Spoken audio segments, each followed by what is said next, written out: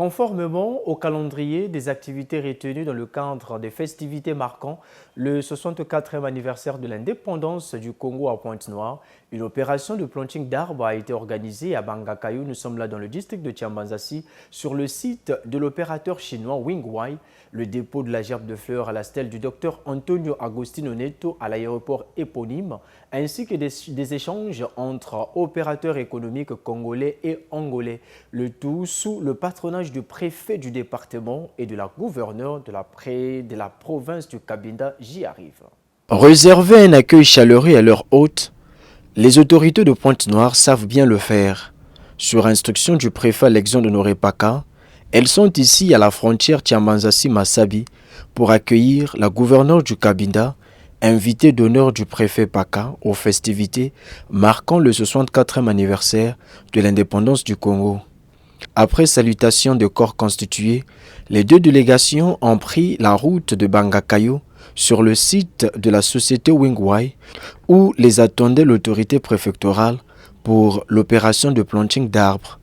Sur un tronçon de 3 km, 300 plants de Terminalia montellis ont été mis en terre à écart de 10 mètres l'un et l'autre.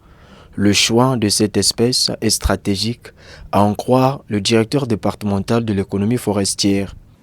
Le Terminalia montalis se caractérise aussi par un large houppier, fournisseur d'ombre.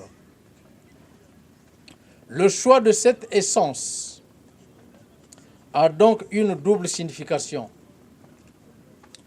tant protectrice que décoratrice de l'environnement. Cette initiative corrobore parfaitement la vision écologique du président de la République, son Excellence Denis Sassou Nguesso, sur la forestation et le reboisement. Cette journée spéciale du planting d'arbres dans le site de la société Wang à Bangakayo, dans le district de Tiambanzassi, obéit à la période de la décennie mondiale de la forestation et du reboisement.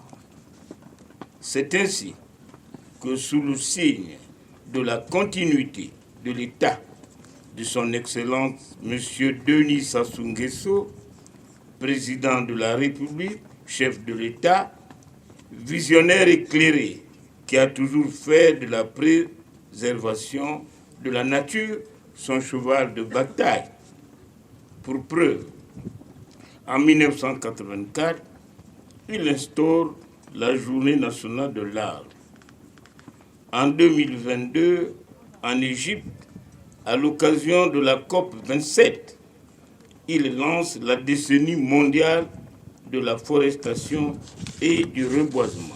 Peu après, le cortège s'est mis en branle et cap sur l'aéroport international Antonio Agostino Neto pour le dépôt de la gerbe de fleurs en la mémoire du docteur angolais dont l'aéroport porte le nom. S'en suivront des échanges entre les hommes et femmes d'affaires ainsi que les acteurs économiques des deux parties en vue de mutualiser les efforts et renforcer les liens de coopération entre le Congo et l'Angola en général et Pointe-Noire et Cabinda en particulier. Dans son allocution de circonstance, le préfet Alexandre Honoré Paka a réaffirmé la nécessité de pérenniser le dialogue entre les deux parties. De son côté, la gouverneure du Cabinda a exprimé sa gratitude aux autorités de Pointe-Noire pour l'accueil chaleureux dont elle a bénéficié avec sa délégation.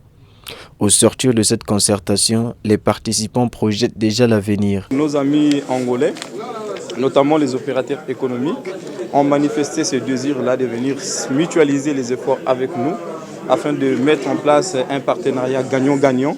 Et nous, les opérateurs économiques congolais, nous saluons cette initiative. Et nous sommes ouverts à les accompagner ainsi que notamment sur la mise en place des filiales ainsi que dans leur pays en Angola.